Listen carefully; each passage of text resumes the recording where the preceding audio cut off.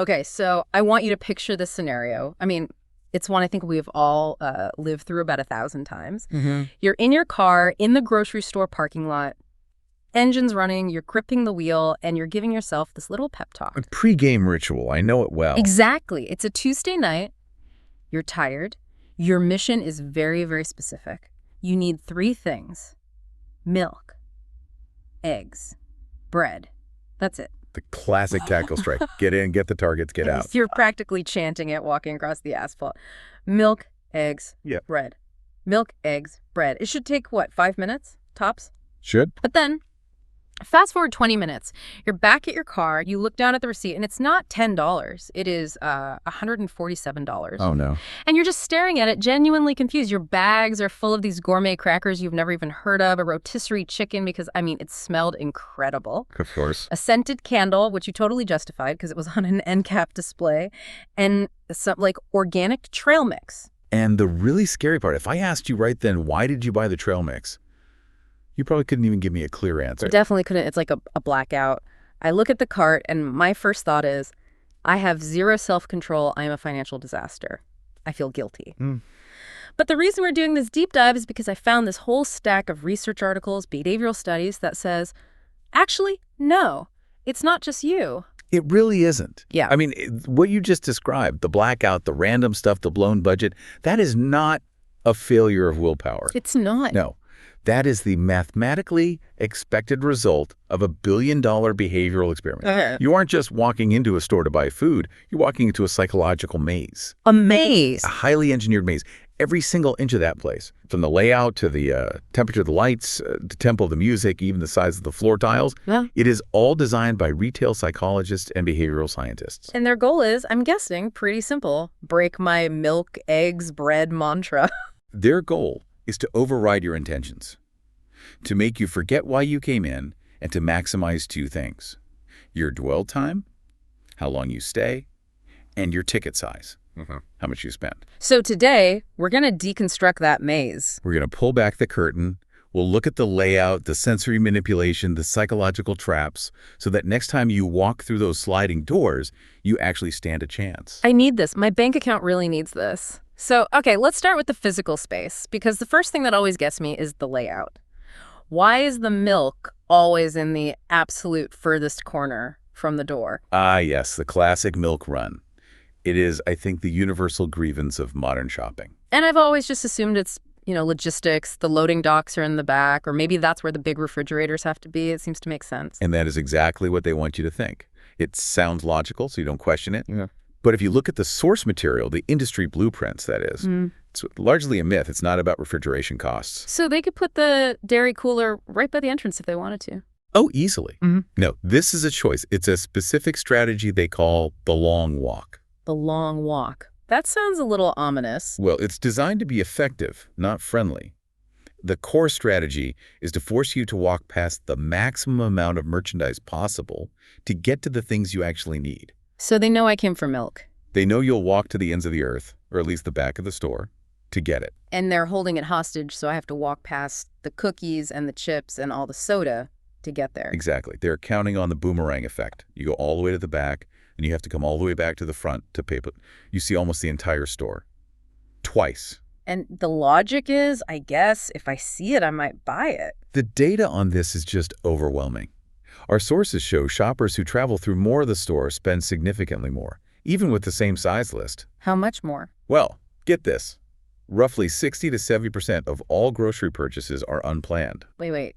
60 to 70? That seems incredibly high. It is massive. Think about that. More than half of what is in your cart when you leave is stuff you had no intention of buying when you walked in. Wow. The long walk is designed specifically to increase the odds of you grabbing those extra items. It's optimized design, but it's optimized for their profit, not your efficiency. So when I'm annoyed that I have to track across the entire store for a carton of eggs, that's not bad design. No, that's the design working perfectly. You're playing your part. Okay, but it's not just the floor plan, right? Once they get me into the aisle, there's a whole other game being played. Exactly. That's when they start working on you with what we call shelf engineering. The vertical game? I never really thought about it. I just assumed things were on shelves where they, fit big boxes in the bottom, maybe? Oh, not at all. A shelf is a piece of prime real estate. Think of it like a city skyline. Some floors are worth way, way more than others. And the penthouse suite is? Eye level. The golden rule in the grocery world is eye level is buy level. Eye level is buy level. It's kitschy. And it is incredibly profitable. Retail analytics show that just placing an item at eye level can boost its sales by 30% or more compared to the top or bottom shelf. 30% just for moving it up a couple feet. Just for visibility. Because, we're biologically lazy. We scan what's right in front of us. And because of that, brands pay these massive fees. They're actually called slotting fees, just to get those premium spots. So the products you see first aren't necessarily the best deal. They're just the ones that paid the most to be seen. That makes so much sense because I always feel like I have to go on a hunt for the generic brands. I'm doing lunges in the aisle trying to find the store brand pasta. That's what we call the stoop factor.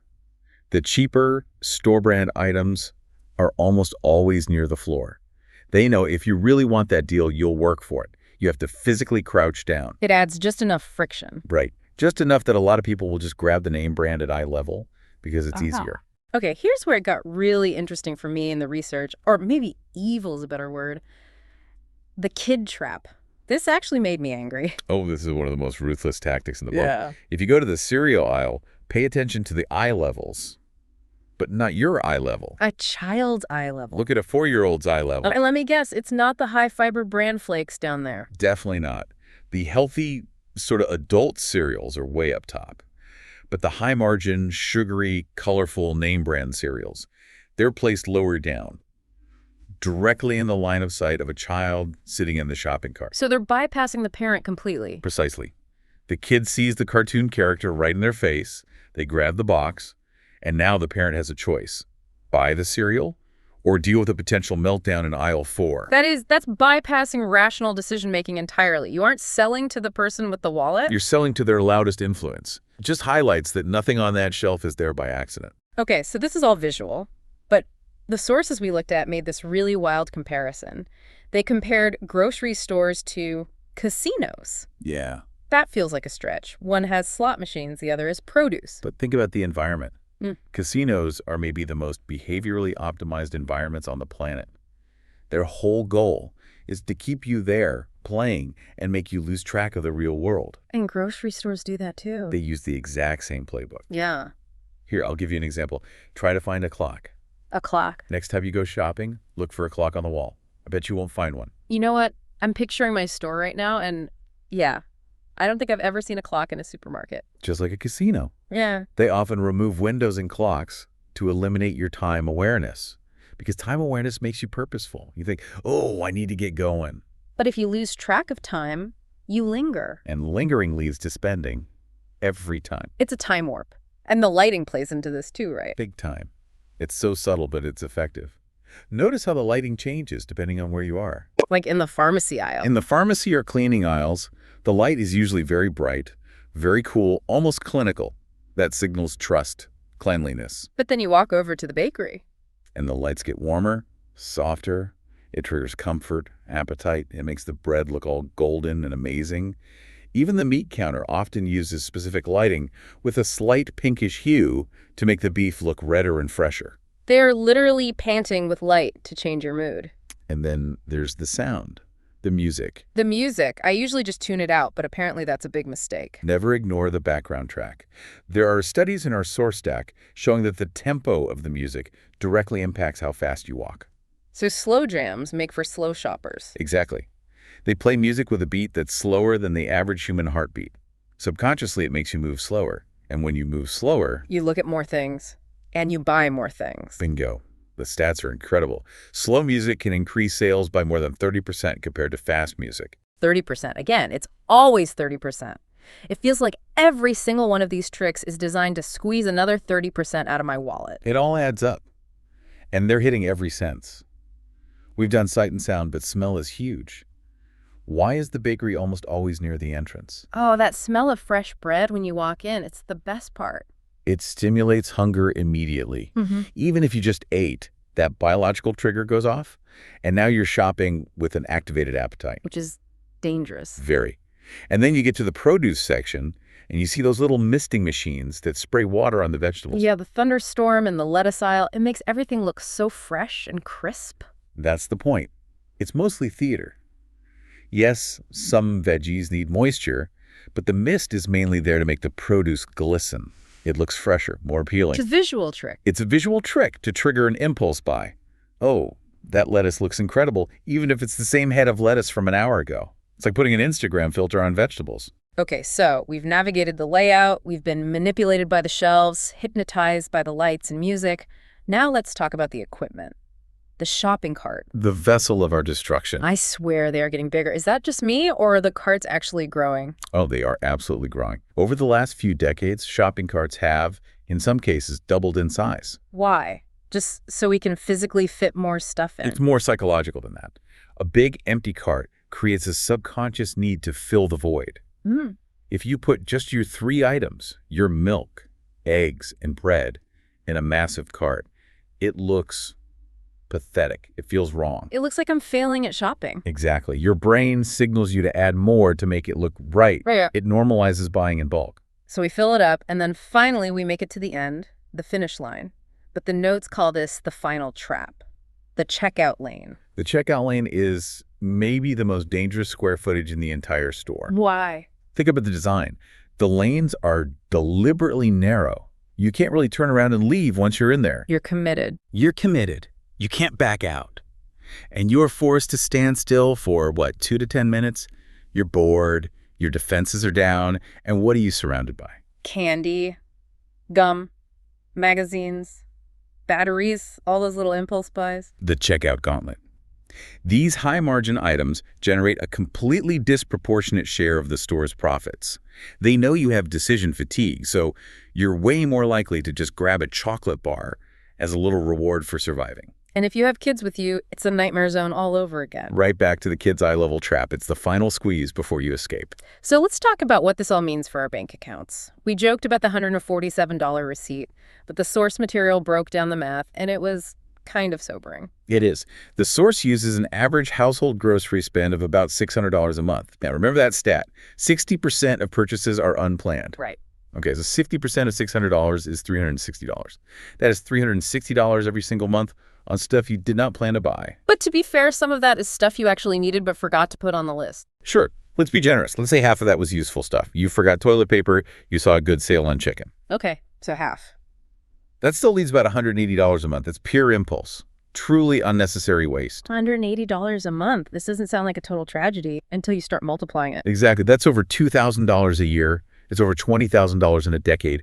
Over a 30-year period, that's $60,000 on gum and magazines and gourmet crackers you didn't need. And this is where the source gets really painful. It mentions the investment kick. Yes. If you took that $180 a month and instead of buying impulse items, you invested it in a standard index fund, over 30 years, it's not just $60,000. It's way more. With compound interest, it could grow to $250,000. Ouch. That scented candle just got a lot more expensive. We are literally eating our retirement funds one impulse buy at a time. It really puts the billion-dollar behavioral experiment into perspective, doesn't it? Okay, so we know the trap. We see the matrix now. How do we fight back? The source gave some tactical strategies. Right. And the first step is just a shift in perspective. You have to realize the environment is hostile to your wallet. So, number 1, the organized list. But not just squibbling things down, right? No. Don't just list items. You have to organize them by store section. Produce, dairy, meat, aisle 4, whatever. This stops you from wandering back and forth across the store. It minimizes the long walk. Exactly. Efficiency is your shield. Okay, what's next? The hunger rule. This is a classic, but the science is solid. Never, ever shop hungry. It just makes you crave calories and drives you straight to the processed foods in the center aisles. And it makes that bakery smell impossible to resist. Impossible. And speaking of aisles, there's a strategy about where you should physically walk. Right. Shop the perimeter. Shop the perimeter. The real food meat, dairy, produce, it's almost always along the outer walls. The center is where the processed, high-margin stuff lives. Stick to the edges, and you avoid most of the traps. And if you have to venture into an aisle, the eye level check. Make it a habit. You see something you want at eye level. Look up. Look down.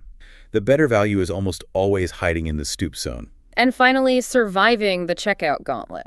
The checkout strategy. If you can, use self-checkout and keeps you busy scanning so you aren't just staring at the candy bars. Or look for the candy-free or family-friendly lanes. Minimize your time in the impulse zone. That's a whole game. I love that. It's like a special ops mission.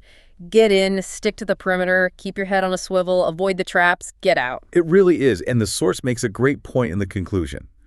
You are not a bad shopper.